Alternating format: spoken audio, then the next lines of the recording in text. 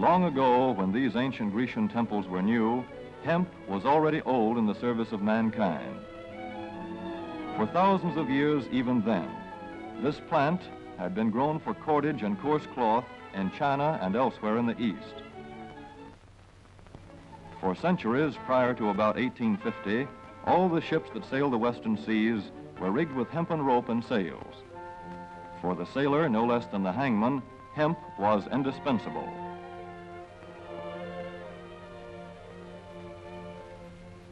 A 44-gun frigate, like our cherished old Ironsides, took over 60 tons of hemp for rigging.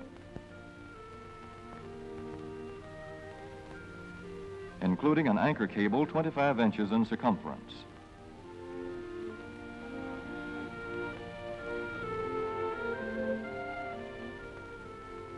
The Conestoga wagons and prairie schooners of pioneer days were covered with hempen canvas. Indeed, the very word canvas comes from the Arabic word for hemp.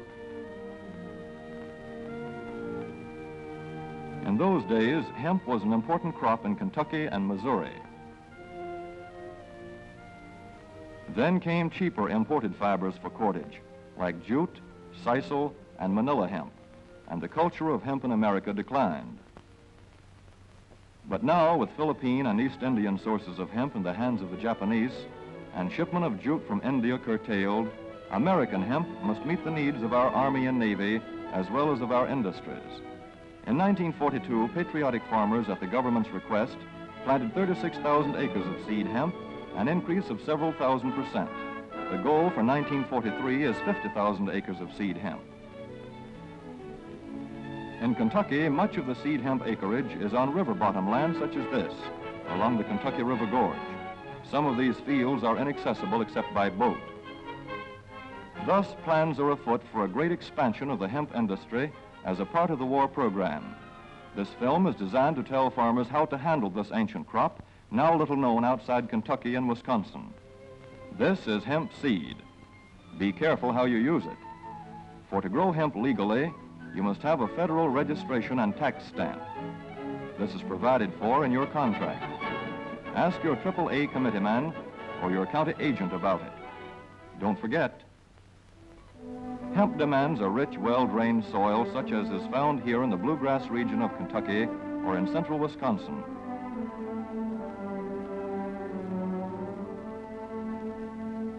It must be loose and rich in organic matter. Poor soils won't do. Soil that will grow good corn will usually grow hemp. Hemp is not hard on the soil. In Kentucky, it has been grown for several years on the same ground, though this practice is not recommended. A dense and shady crop, hemp tends to choke out weeds.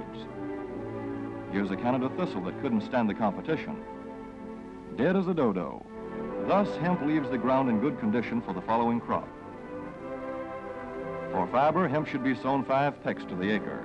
With drill, the closer the rows, the better. These rows are spaced about 4 inches. This hemp has been broadcast. Either way, it should be sown thick enough to grow a slender stalk.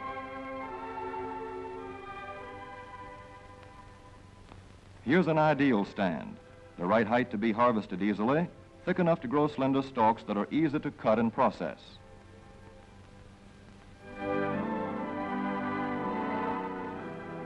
Stalks like these here on the left, they yield the most fiber and the best. Those on the right are too coarse and woody. For seed, hemp is planted in hills like corn, sometimes by hand. Hemp is a dioecious plant. The female flower is inconspicuous, but the male flower is easily spotted. In seed production, after the pollen has been shed, these male plants are cut out. These are the seeds on a female plant. Hemp for fiber is ready to harvest when the pollen is shedding and the leaves are falling. In Kentucky, hemp harvest comes in August. Here, the old standby has been the self-rake reaper, which has been used for a generation or more. Hemp grows so luxuriantly in Kentucky that harvesting is sometimes difficult, which may account for the popularity of the self-rake with its lateral stroke.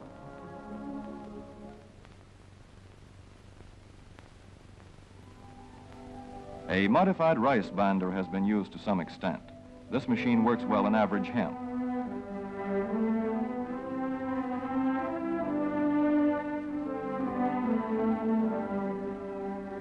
Recently, the improved hemp harvester, used for many years in Wisconsin, has been introduced in Kentucky. This machine spreads the hemp in a continuous swath. It is a far cry from this fast and efficient modern harvester to the Armstrong model of yore. But here's one kind of harvester, at least, that doesn't stall in the heaviest hemp. In Kentucky, hand cutting is practiced in opening fields for the machines.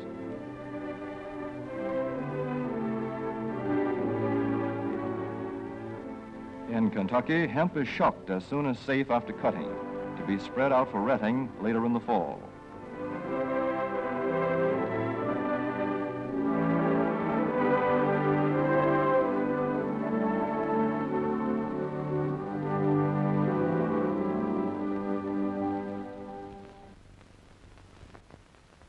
In Wisconsin, hemp is harvested in September.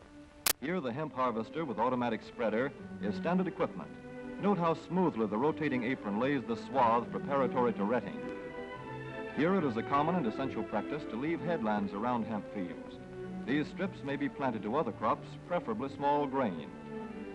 Thus, the harvester has room to make its first round without preparatory hand cutting. Here the machine is running over corn stubble.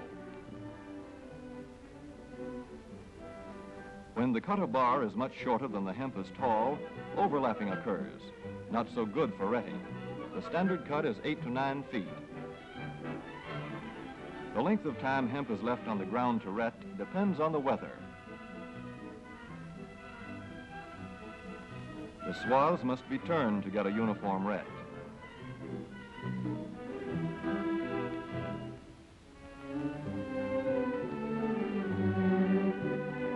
When the woody core breaks away readily, like this, the hemp is about ready to take up and bind into bundles.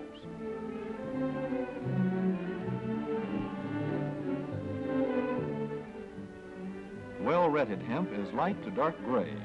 The fiber tends to pull away from the stalk. The presence of stalks in the bowstring stage indicates that retting is well underway.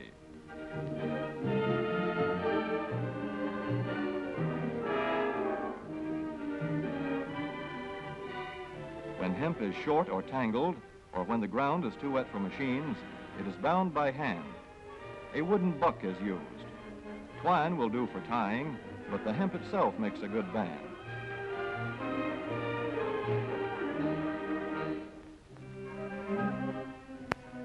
When conditions are favorable, the pickup binder is commonly used.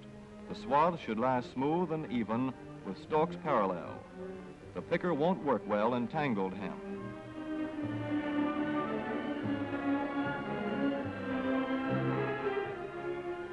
After binding, hemp is shucked as soon as possible to stop further retting.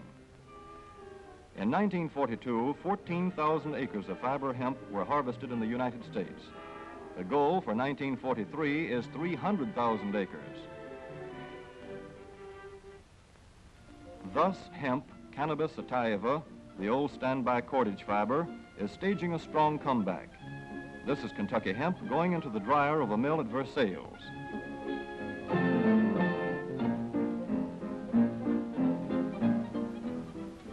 In the old days, breaking was done by hand, one of the hardest jobs known to man.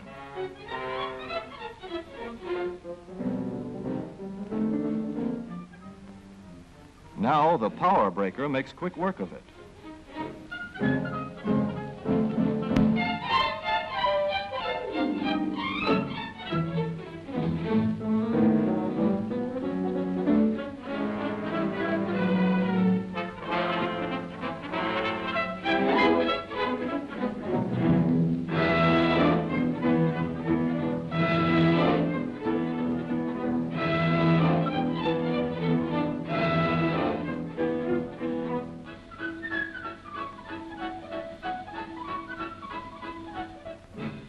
Spinning American hemp into rope yarn or twine in the old Kentucky River Mill at Frankfort, Kentucky.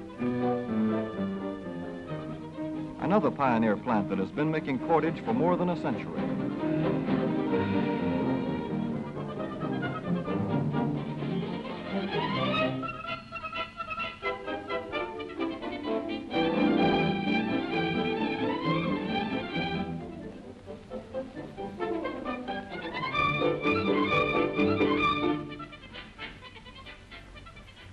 All such plants will presently be turning out products spun from American-grown hemp.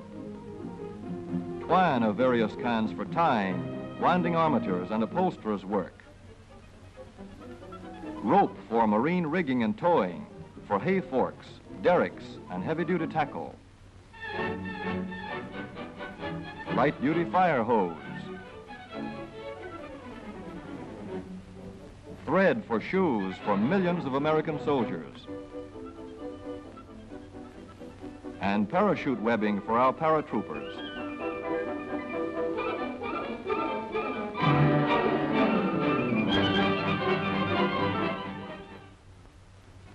As for the United States Navy, every battleship requires 34,000 feet of rope, and other craft accordingly.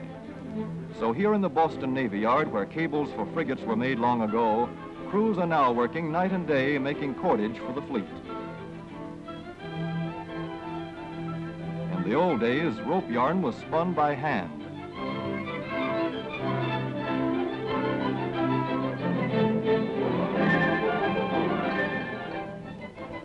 Today, even the rope walk is mechanized. 160 fathoms to go.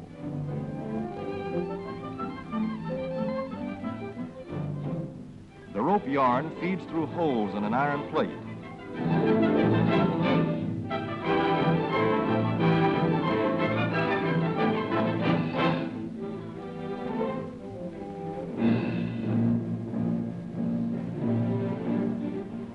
This is Manila hemp from the Navy's rapidly dwindling reserve. When that is gone, American hemp will go on duty again. Hemp for mooring ships, hemp for tow lines.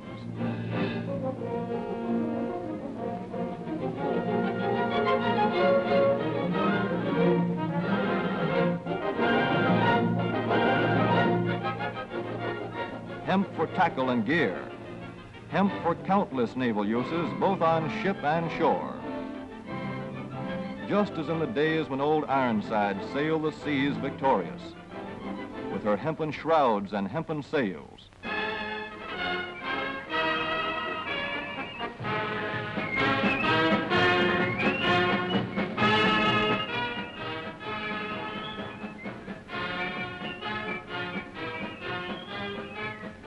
Hemp for victory.